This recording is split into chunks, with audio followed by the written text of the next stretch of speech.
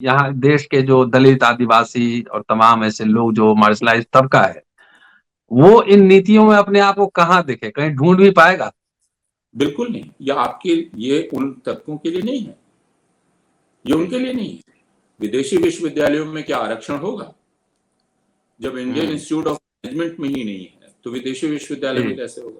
पटना विश्वविद्यालय जब प्रधानमंत्री गए थे और नीतीश कुमार ने वहां करबद्ध प्रार्थना की कि पटना विश्वविद्यालय को केंद्रीय विश्वविद्यालय दर्जा दिया जाए, तो उनकी खिल्ली उड़ाई प्रधानमंत्री ने और कहा ये सब क्या है ना, इंस्टीट्यूट ऑफ एमिनेंस बनिए। तो इंस्टीट्यूट ऑफ एमिनेंस का जो पहला तमगा मिला, वो किसको मिला? एक ऐसी यूनिवर्सिटी को मिला जो जन्मी ही नहीं थी, जो अस्तित्व में नहीं, अडानी अंबानी जियो यूनिवर्सिटी को। जियो यूनिवर्सिटी। तो ये तो यूनिवर्सिटी पैदा ही नहीं हुई। तो कहा नहीं, इसके प्रस्ताव में संभावना है एमिनेंस की, इसलिए हमने दे दिया। अच्छा, उस वक्त बहुत लोग लाइन में लगे हुए, दिल्ली यूनिवर्सिटी को नहीं मिला, आप ध्यान रखिए। लेकिन हुआ क्या उस इंस्टीट्यूट ऑफ एमिनेंस की पूरी स्कीम का? अब कोई नहीं पूछ रहा। उस वक्त बहुत डंका बजा, संपादकीय लिखे गए, सब कुछ हुआ, कोई नहीं पूछ रहा। जैसे मेक इन इंडिया का कोई नहीं पूछ रहा। Indian council of social research में, सोशल साइंस रिसर्च में अगर कोई प्रोजेक्ट लेके जाएगा तो उसे क्या ईमानदारी से ग्रांट मिल जाएगी? नहीं। उसे कहेगा कि तुम्हारा प्रोजेक्ट राष्ट्रवादी नहीं है,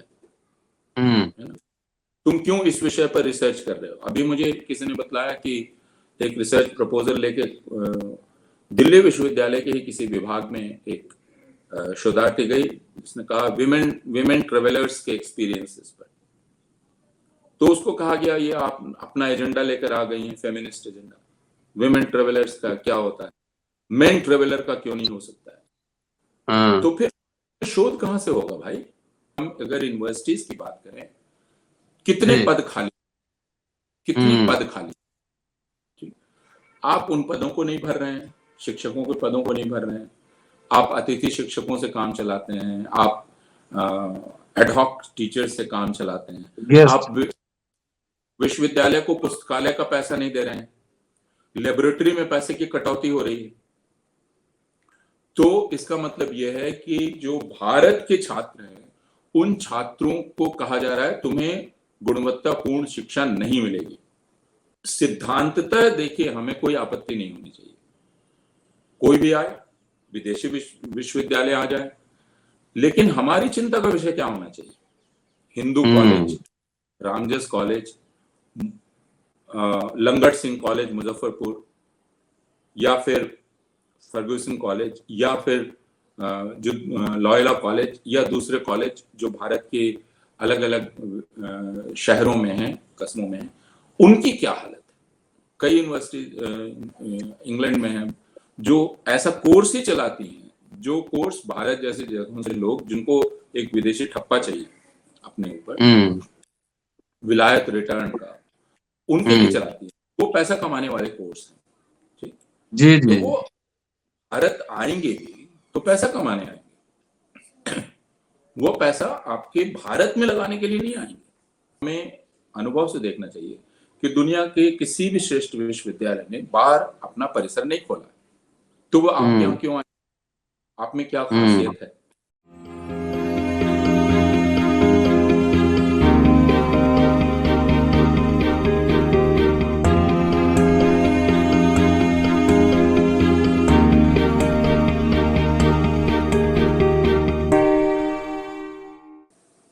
सबका साथ, सबका विकास, मोदी सरकार। दोस्तों, रतनलाल बोल रहा हूं और आप देख रहे हैं अंबेडकर नाम। आज फिर एक बार चर्चा करने जा रहा हूं न्यू एजुकेशन पॉलिसी पर। पिछली बार आपने कई एपिसोड्स देखे हैं जिसमें प्रोफेसर अपूर्वानंद जी, प्रोफेसर सुखदेव थोरट साहब, देशपांडे साहब, सतीश देशपांडे साहब, सब लोगों ने बेबाकी से न्यू एजुकेशन पॉलिसी है उसके इम्प्लीकेशन क्या क्या होंगे इस पे उन्होंने अपनी बात रखी थी। और उसमें हम लोगों ने कोशिश की थी ये समझने की कि आखिर उसमें शेड्यूल कास्ट, शेड्यूल ट्राइब, गरीब लोग, माइनॉरिटीज अपनी जगह कहाँ तलाशें, क्या होगा उनके बच्चों का भविष्य। अब एक नया और मामला आया है। न्यू एजुकेशन पॉलिसी के तहत अब विदेशी विश्वविद्यालय यहाँ पर अपने कैंपस खोल सकेंगे। जमीन यहाँ का होगा, संसाधन यहाँ के होंगे, सिलेबस फॉरेन यूनिवर्सिटी के बनाएंगे, फैकल्टीज वो रिक्रूट करेंगे, छात्र यहाँ पैसा देंगे और वो पैसा विदेश जाएगा। तलाशना ये है कि इस पॉलिसी जो फॉरेन कैंपस यहाँ आएंगे, यहाँ का विविध समाज, यहाँ का जो डाइवर्सिफाइड पॉपुलेशन है, क्या उसके लिए कोई जगह उसमें है? मैंने थोड़ा सा पढ़ा है, यूजीसी का रेगुलेशन जो आया है उसमें कहीं कुछ ऐसा नजर नहीं आ रहा है। पूरी स्वतंत्रता होगी फॉरेन यूनिवर्सिटी को अपनी कैंपस चलाने के लिए। हाँ, जरूर है कि आप दिल्ली और एनसीआर में हो और फॉरेन की यूनिवर्सिटी आए तो आपको मान्यता जरूर मिलेगी फॉरेन यूनिवर्सिटी की, लेकिन उसके क्या दूरगामी प्रभाव होंगे?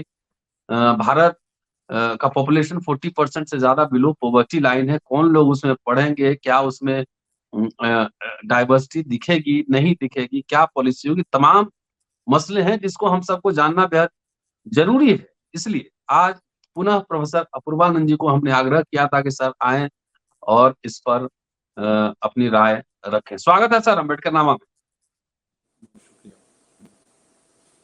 जी सर, 23 तारीख तक फीडबैक मांगा गया है यूजीसी के वेबसाइट पे। यह समझना बहुत जरूरी है कि यह जो विदेशी विश्वविद्यालयों को भारत लाने की बात है, यह कोई पहली बार नहीं हो रही है। अक्सर हम लोग भूल जाते हैं, याद नहीं रहता है और मीडिया को भी याद नहीं रहता है। 2010 में यूपीए ने फॉरेन यूनिवर्सिटीज बिल पेश किया, वो बाकायदा पूरा बिल था और इसको भी याद रखना जरूरी है कि भारतीय जनता पार्टी ने उसका विरोध किया था, फॉरेन यूनिवर्सिटीज बिल। आज जो भारतीय जनता पार्टी उस प्रस्ताव को लेकर आ रही है, उसने उसका विरोध किया था जी। उसका विरोध हम जैसे लोगों ने भी किया था। उस समय जो बहस चली थी वही बहस, उसमें जो बातें कही गई थी वही बातें आज हम फिर कह रहे हैं जो हमने यूपीए सरकार को कही थी। आज यह कहा जा रहा है कि 500 जो दुनिया के श्रेष्ठतम विश्वविद्यालय हैं उनको ही भारत में अपना कैंपस खोलने की इजाजत दी जाएगी, है ना। जैसे कि यह हमारी मर्जी पर है, यूजीसी की मर्जी पर होगा, हम इजाजत देंगे। सवाल यह है कि आना कौन चाहता है।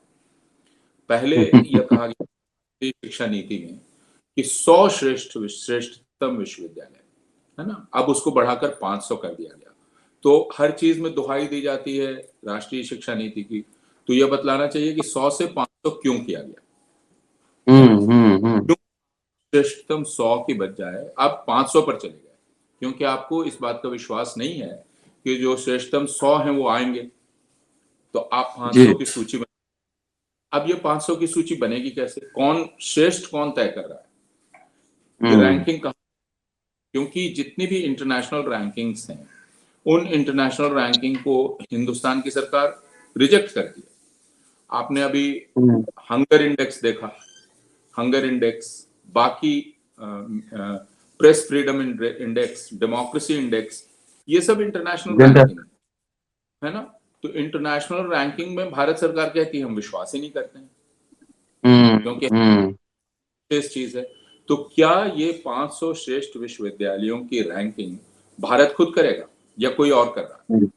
पहला प्रश्न है। दूसरा, उस वक्त भी हमने कहा था और आज भी कह रहे हैं, ये हम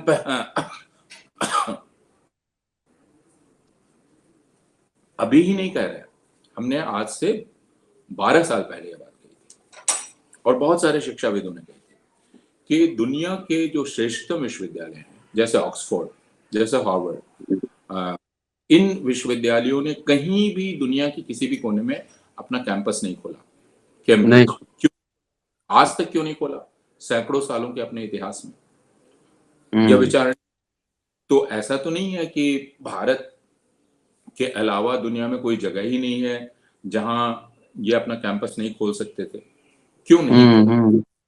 इसका अर्थ बहुत स्पष्ट है कि ऑक्सफोर्ड में ही ऑक्सफोर्ड हो सकता है। ऑक्सफोर्ड फरीदाबाद में ऑक्सफोर्ड नहीं हो सकता, है ना?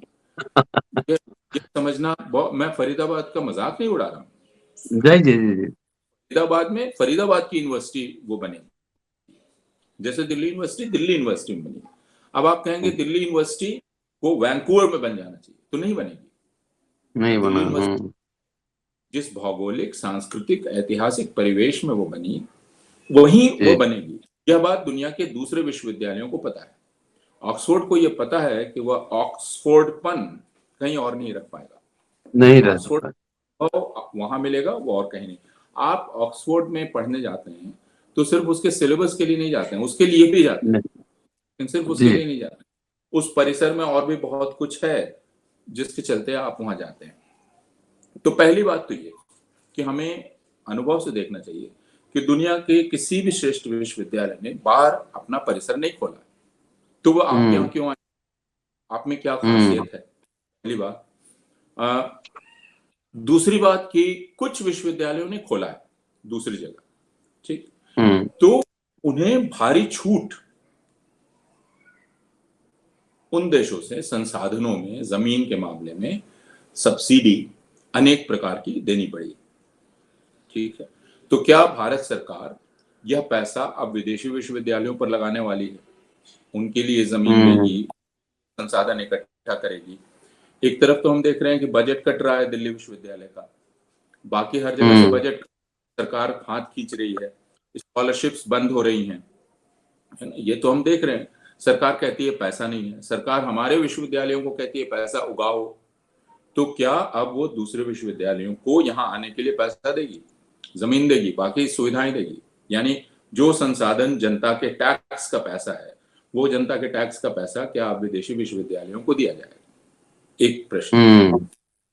दुनिया में कुछ विश्वविद्यालयों ने जो अबू धाबी और दूसरी जगह अपने कैंपस खोले हैं, उनके अनुभव को आप देख लीजिए, तो उससे यह स्पष्ट है कि जिस प्रकार की छूट वे चाहते हैं वह भारतवर्ष में नहीं मिलने वाली है, एक।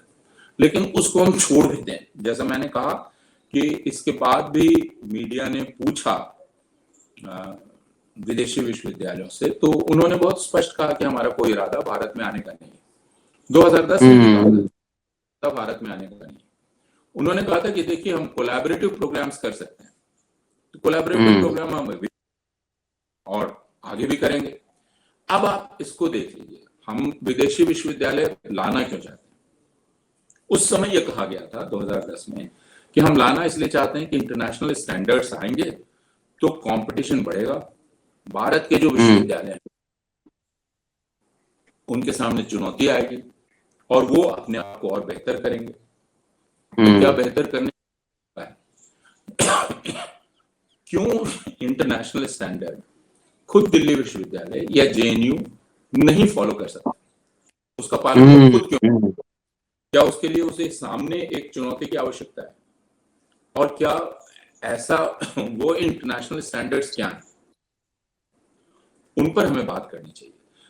यूजीसी ने कहा कि जो फॉरेन यूनिवर्सिटी आएगी उसको हर तरह की छूट होगी, है ना, वो अपना सिलेबस बनाएगी, वो अपना करिकुलम बनाएगी, वो अपनी फैकल्टी चुनेगी। और यूजीसी ने कहा है कि इतना ही नहीं, उस पर हमारा शर्त यह है कि जैसी फैकल्टी उनकी वहां है, यानी जैसे हार्वर्ड में, वैसी ही यहाँ भी होनी चाहिए। तो वही स्टैंडर्ड होना चाहिए फैकल्टी के चुनाव का।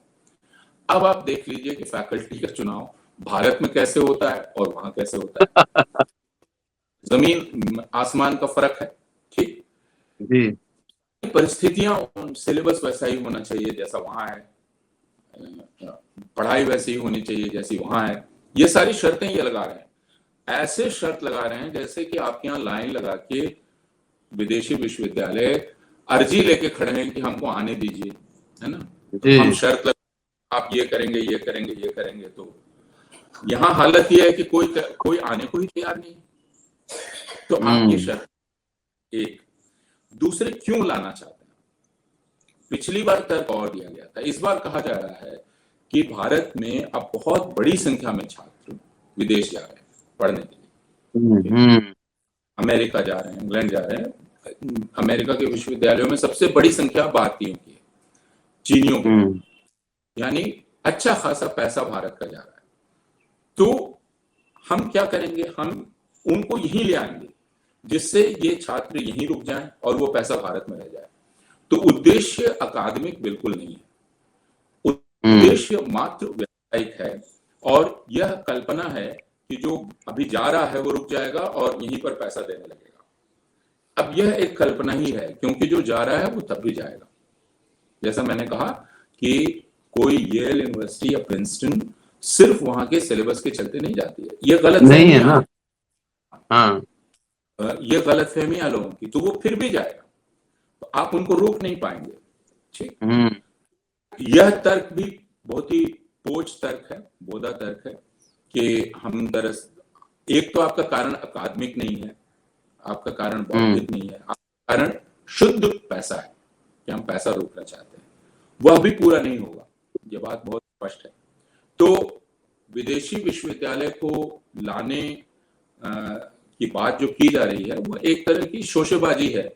उस शोशेबाजी से मैं उसे कुछ देखता नहीं हूं, क्योंकि अब यह एक नई चर्चा का विषय दे दिया गया है ना, ताकि सरकार के लोग कहेंगे देखिए देखिए हम बाहर के, जैसे कहा जा रहा था कि हम बाहर के लोगों को, बाहर के इसको लाकर यहाँ मेक इन इंडिया करेंगे, है ना। अब दिखाई पड़ा कि मेक इन इंडिया ही एक तरह का फियास्को निकला, है ना।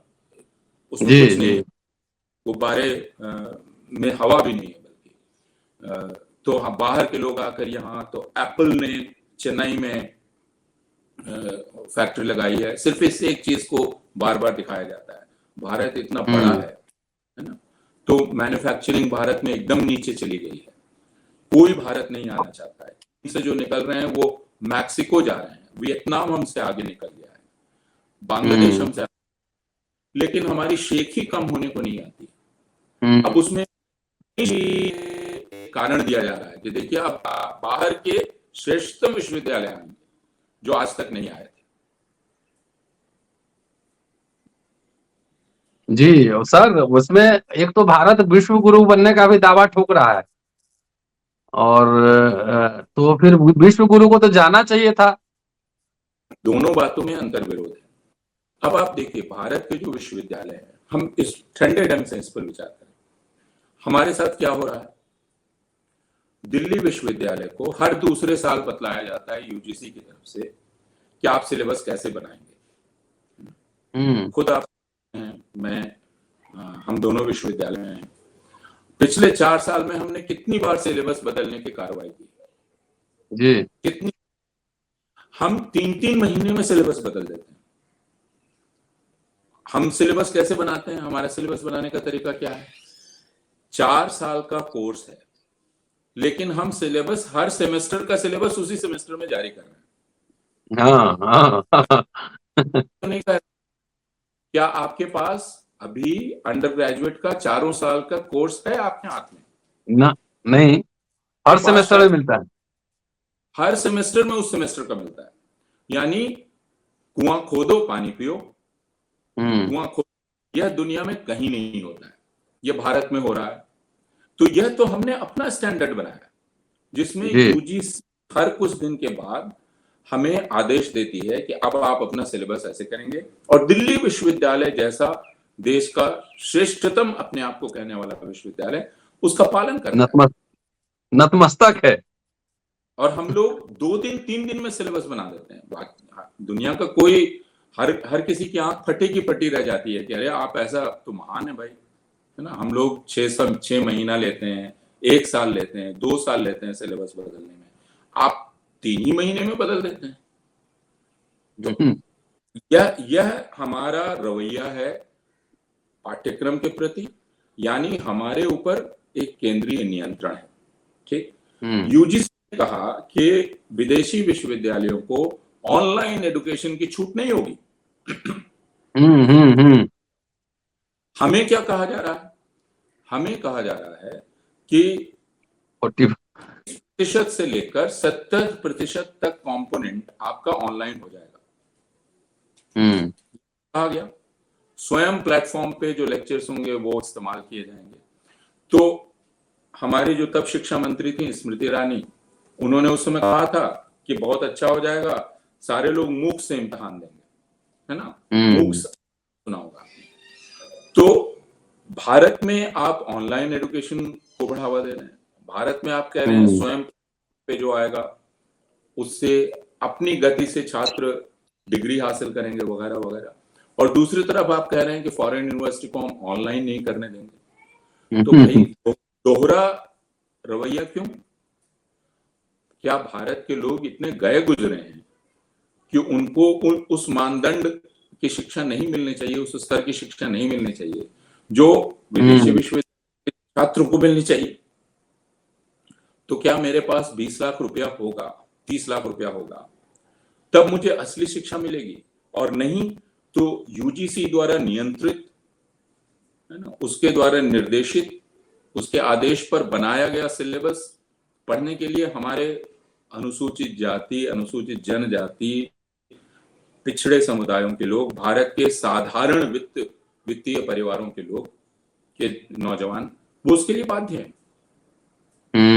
स्पष्ट है कि यह सरकार जो कहती है कि ये भारत भारत भारत का झंडा बुलंद करती है, भारत के लोगों को ये कितनी नीची निगाह से देखती है। भारत की औकात क्या है? भारत के लोगों की औकात ये है कि उनके मुंह में लगाम लगाओ, उनको चाबुक चलाओ, और बाहर के लोगों के लिए एक आप लाल कालीन बिछा रहे हैं, आइए आइए सारी छूट लीजिए, है ना। और यहाँ के लोगों को हम बिल्कुल कोड़े लगाते हुए उनको एक राह पर ले चलेंगे। तो इस बात की समझना हम लोगों के लिए बहुत जरूरी है। उसमें सर 2010 में जो बिल आया था और अभी जो आया है, उस समय तो पार्लियामेंट में बहस भी हुई थी इस पर और इसका प्रोटेस्ट भी काफी हुआ था। इस दोनों में डिफरेंस क्या है? जहां तक मैंने पढ़ा है कि उस समय ये था कि पैसा विदेश नहीं जाएगा, लेकिन अब ये कंडीशन, ये राइडर हटा दिया गया।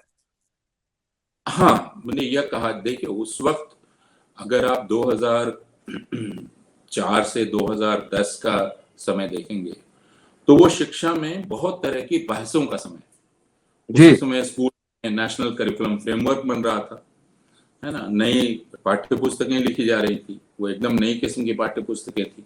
उनसे दक्षिण पंथ भी बहुत नाराज था, वामपंथ भी बहुत नाराज था, लेकिन वो तरह की पाठ्यचर्या, पाठ्य पुस्तक बन रही थी।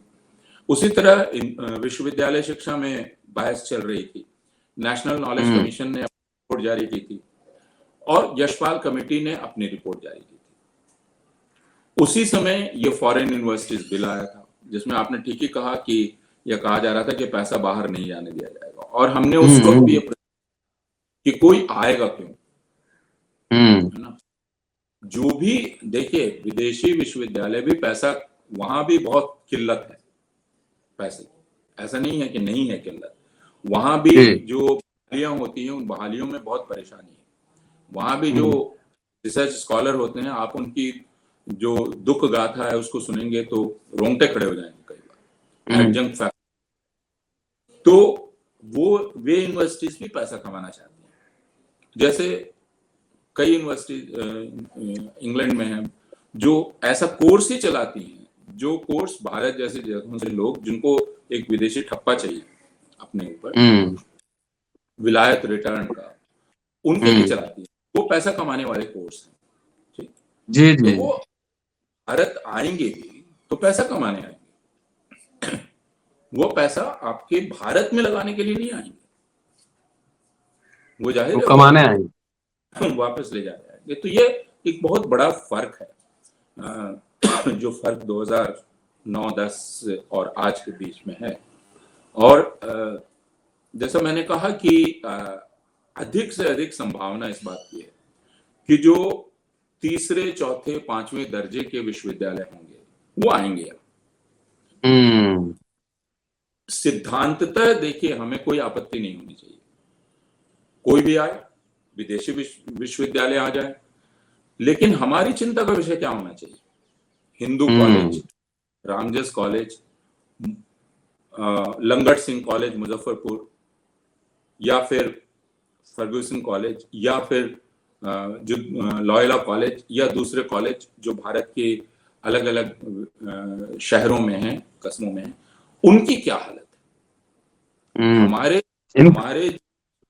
छात्र टैक्स जो इस देश में बार बार टैक्स देने वाले की बहुत महिमा गाई जाती है, तो टैक्स तो मध्यवित्त परिवार ही देता है ना जी। उसके बच्चों का क्या इंतजाम करना है भाई? आप ऑक्सफैम का भी रिपोर्ट आ गया है, आसर की रिपोर्ट ऑक्सन अलग है।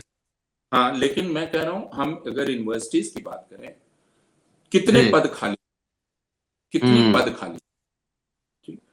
आप उन पदों को नहीं भर रहे हैं, शिक्षकों के पदों को नहीं भर रहे हैं, आप अतिथि शिक्षकों से काम चलाते हैं, आप एडहॉक टीचर्स से काम चलाते हैं, गेस्ट आप विश्वविद्यालय को पुस्तकालय का पैसा नहीं दे रहे हैं, लेबोरेटरी में पैसे की कटौती हो रही है। तो इसका मतलब यह है कि जो भारत के छात्र हैं, उन छात्रों को कहा जा रहा है तुम्हें गुणवत्तापूर्ण शिक्षा नहीं मिलेगी, तुम इसके अधिकारी, भूल जाओ, तुम किसी जी तरह जी खो, बात खत्म। और वैदिक गणित, वैदिक भौतिकी, वैदिक रसायन, इन सब का जाप करो, है ना, का जाप करो, और यह सोच कर खुश हो जाओ कि तुम विश्व गुरु थे। लेकिन हम उन लोगों के लिए जिनके पास बहुत पैसा है, हम उनके लिए अलग इंतजाम करेंगे। तो वो एक अलग, जिनके पास पैसा है वो जाकर, वो अभी भी जा रहे हैं ऑक्सफोर्ड, येल, और पैसा नहीं भी है तो भी, अगर हम और आप दोनों सहकर्मी हैं, अगर आज मुझसे कोई पूछता है तो मैं उसे कहता हूं तुम्हें शोध करना है तो बाहर चले जाओ। जी क्यों? जी जी क्योंकि Indian council of social research में, सोशल साइंस रिसर्च में अगर कोई प्रोजेक्ट लेके जाएगा तो उसे क्या ईमानदारी से ग्रांट मिल जाएगी? नहीं। उसे कहेगा कि तुम्हारा प्रोजेक्ट राष्ट्रवादी नहीं है, हम्म है ना? तुम क्यों इस विषय पर रिसर्च कर रहे हो? अभी मुझे किसी ने बताया कि एक रिसर्च प्रपोजल लेके दिल्ली विश्वविद्यालय के ही किसी विभाग में एक शोधार्थी गई, जिसने कहा विमेन ट्रेवलर्स के एक्सपीरियंसेस पर। तो उसको कहा गया ये आप अपना एजेंडा लेकर आ गई हैं, फेमिनिस्ट एजेंडा, विमेन ट्रेवलर्स का क्या होता है, मेन ट्रेवलर का क्यों नहीं हो सकता है? तो फिर शोध कहां से होगा भाई? क्योंकि अगर हमारी, आप जब तक राष्ट्रवाद को नहीं मानेंगे, आप हमारे तरीके से नहीं करेंगे, शोध नहीं होगा। तो आप शोध नहीं कर सकते, आपको ग्रांट नहीं मिलेगी, आपको पीएचडी के लिए एडमिशन नहीं मिलेगा। तो इसका मतलब भारत अब समाप्त हो चुका। ज्ञान निर्माण के मामले में भारत को अब किसी भी प्रकार की कल्पना नहीं करनी चाहिए। भारत के बारे में निर्माण होगा वो अब विदेश के विश्वविद्यालयों में होगा जी, क्योंकि स्वतंत्रता है। भारत के विश्वविद्यालयों में अब कोई स्वतंत्रता नहीं रह गई। एक शोधार्थी अपनी मर्जी का शोध प्रस्ताव लेकर जाए और वह पारित हो जाए, यह एक कल्पना की बात है। सर मेरे जहन में एक और सवाल आ रहा था। सपोज हमारा बच्चा अगर पढ़ना चाहता है और विदेशी यूनिवर्सिटी यहाँ आ जाए, तो उतना पैसा अगर हम यहाँ विदेशी यूनिवर्सिटी को देंगे तो सिर्फ थोड़ी कि गुड़गांव और गाजियाबाद और मुजफ्फरपुर में वही यूनिवर्सिटी आए, तो उसके लिए आदमी इंग्लैंड जाएगा, कनाडा जाएगा, अमेरिका जाएगा, वहां का आबो हवा देखेगा, कल्चर देखेगा, एक्सपोजर लेगा। तो यहाँ उसका कोई मतलब हमको नहीं समझ रहा है, कौन लोग इन्वेस्ट करेंगे उतना पैसा? नहीं, मैंने तो ये कहा, ये पूरी तरह से एक शोरशेबाजी है, एक फुलावा है, एक ऐसी चीज जो कभी नहीं होगी, लेकिन जिसका सुख लेते रहेंगे। जी जिसको ख्याली पुलाव खाना कहते हैं। जैसे बहुत दिनों से भारत में लोग बहुत सुखी हैं कि भारत में काफी विकास हो चुका है जी तो एक ख्याली पुलाव खा रहे हैं लोग, वो काफी सुखी हैं। उनको लगता है कि इस अगर हम इस सपने को देखना बंद कर देंगे तो हमारा क्या होगा। इसलिए वो एक अपनी बनाई हुई दुनिया में जीने, और इसलिए यह सरकार हर थोड़े दिन पर एक ऐसी चीज उनको देती है जिससे वो उस भुलावे में रह सके। अब ये एक नया झुंझुना है जिसे कहा जाएगा देखो देखो आज तक 70 साल में विदेशी विश्वविद्यालय नहीं आया, अब यह सरकार लेकर आ रही है। सच्चाई के बाद आप पूछेंगे तो कहेगा कि नहीं नहीं वो इरादा था, लेकिन अब देखिए क्या करें, 70 साल में भारत की इतनी बदनामी हो चुकी है तो बेचारी यह सरकार क्या करे, है ना। बड़ी मेहनत करनी पड़ती है। तो ये एक, मैं इसको नई शोशेबाजी कहता हूं जो जी। एक आखिरी सवाल सर, जैसे आप इसको याद कर लीजिए, इस सरकार ने कहा कि हम इंस्टीट्यूट्स ऑफ एमिनेंस बनाएंगे। हाँ, याद होगा आपको? जी जी जी।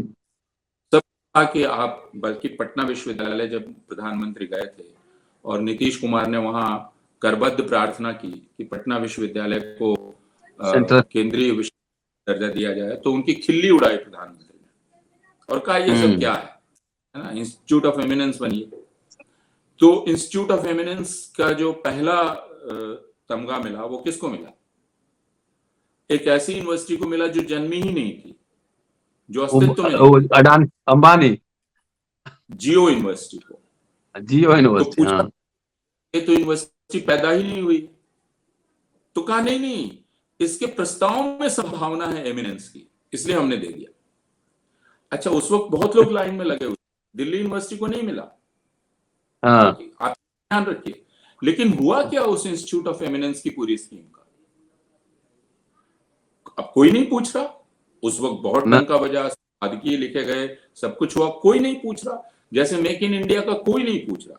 कोई कोई नहीं कुछ पूछ नहीं। रहा कि जब आपने डिमोनेटाइजेशन किया तब आपने दावा क्या क्या किया था, अब उन जी दावों के बारे में नहीं पूछ रहा।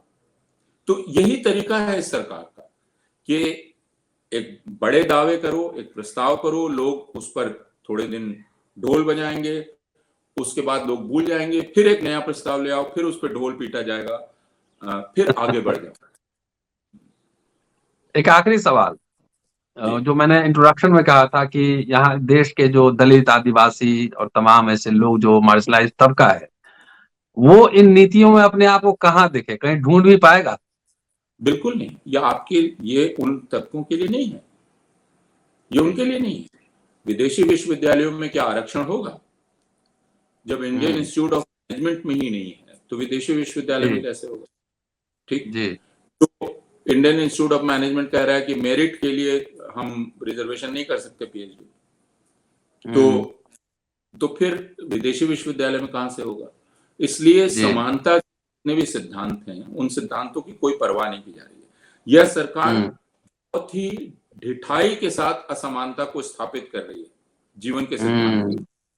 और लोगों जी को कह रही है कबूल करो, हम दो जी तरह जी। के बनाएंगे, उन दो तरह के भारत में रहना आपको मंजूर करना पड़ेगा। इसलिए अब आप देखिए, अभी जो असमानता पर रिपोर्ट ऑक्सफैम ने जारी की है, उसमें क्या कहा? जी। टैक्स ज्यादा कौन दे रहा है और मिडिल क्लास जो लोग। टैक्स सबसे कम कौन दे रहा है?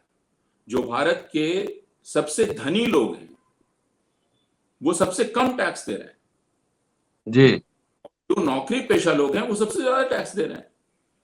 जी। तो इस उलटबांसी का क्या अर्थ है? हम्म।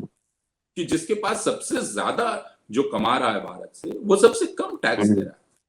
तो आप देख रहे थे अम्बेडकर नामा विशेष विदेशी विश्वविद्यालय आ रहे हैं, अपने विश्वविद्यालयों का फंड कट रहा है। आप अपने बच्चों का भविष्य तलाशिए, कहाँ है विदेशी विश्वविद्यालयों में। देशी विश्वविद्यालय के दरवाजे भी शायद आपके बच्चों के लिए बंद होने वाले हैं। शुक्रिया, देखते रहिए अम्बेडकर नामा। फिर मुलाकात होती है आपसे अगले एपिसोड में। शुक्रिया।